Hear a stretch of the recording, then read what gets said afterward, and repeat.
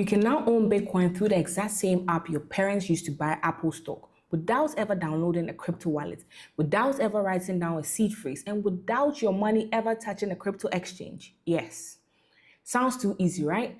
It is easy, but it also means you're not actually holding Bitcoin at all. And by the end of this video, you are going to understand exactly what you are really buying, what you're giving up to get that convenience, and whether it's the smarter move for you or a trap dressed up as a convenience. What is an ETF? Let's start with the basics, because ETF is one of those terms people nod along to without actually knowing what it means.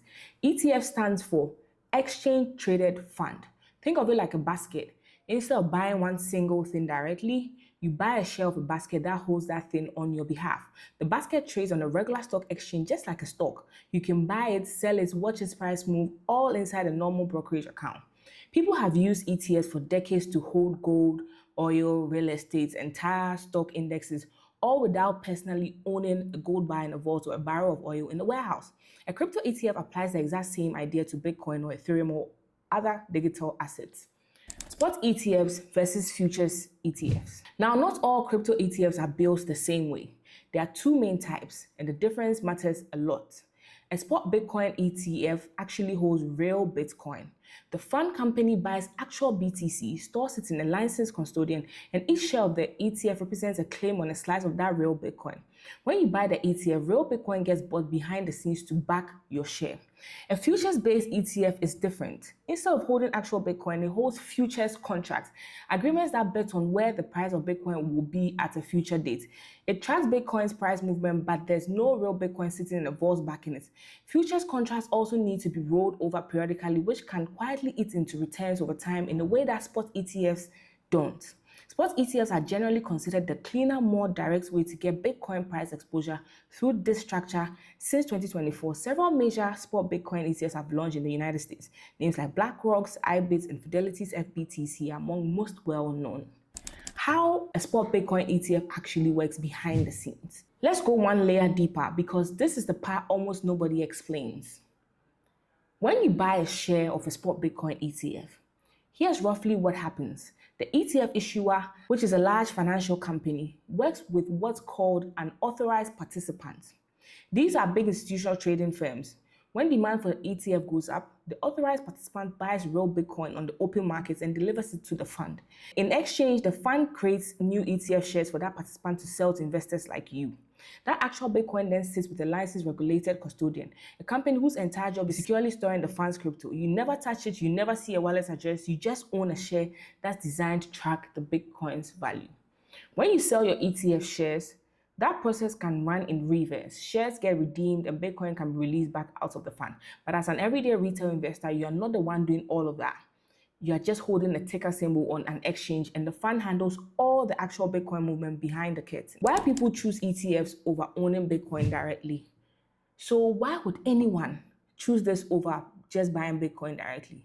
So here are a few real reasons why. Number one, simplicity. No wallet setup, no seed phrase to protect, no exchange account to verify. If you already have a brokerage account, you can buy Bitcoin exposure in a few clicks, same as any stock. Number two, it fits inside accounts you already have. In a lot of countries, retirement accounts and tax advantage investment accounts can hold ETFs but can't directly hold crypto.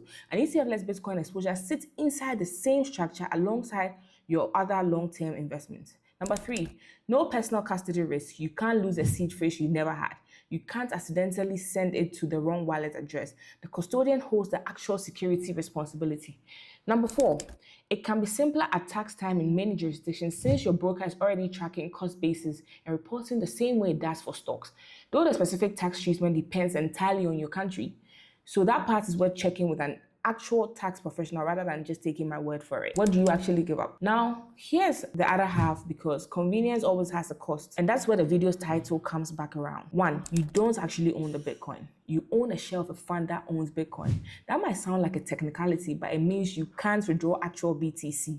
You can't move it into your own wallet, and you can't use it directly for anything crypto actually enables. Sending it peer-to-peer, using it decentralized apps, none of that. Two, you're trusting a custodian and an issuer The entire point of the Bitcoin for a lot of people is removing the need to trust a middleman. An ETF introduces exactly that middleman, a company that could face operational issues and whose funds you are relying on to be managed and secured properly.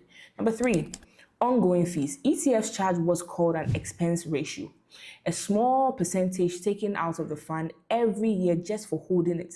It's usually a fraction of a percent, but it's a cost that direct ownership doesn't have. Over many years, that fee compounds and it becomes something substantial. Number four, trading hours. ETFs only trade when the stock exchange they are listed on is open. Actual Bitcoin trades 24 hours a day, every day. If something major happens over a weekend, direct Bitcoin holders can react instantly. ETF holders have to wait for the market to open. So which one is actually right for you? This isn't really a which one is better question. It's a which one matches what you're trying to do question. If your goal is long-term price exposure to Bitcoin inside an account structure you already use with zero interest in ever touching crypto directly, an ETF genuinely solves that. If part of the reason you want Bitcoin is the actual ability to self-custody it, move it, or use it the way crypto was designed to be used, an ETF doesn't give you that. You'd want direct ownership through a wallet, understanding the security responsibility that comes with it. And honestly, some people do both. A portion is in an ETF inside a retirement account for simplicity, and a smaller portion held directly for the actual crypto native use case. There's no rule that says it has to be one or the other.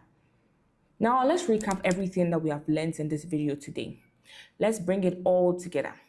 A crypto ETF is a basket that holds Bitcoin exposure on your behalf, tradable through a normal brokerage account. Spot ETFs hold real Bitcoin, futures ETFs track it through contracts. You get simplicity, easy account compatibility, and no personal custody risk, but you give up direct ownership. You take on custodian trust and you pay an ongoing fee, and you are limited to market hours. Neither option is actually the right one. It depends entirely on why you wanted Bitcoin exposure in the first place.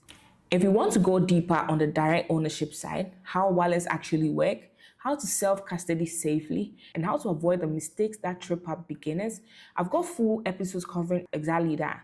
Thank you for your attention and catch you on my next one.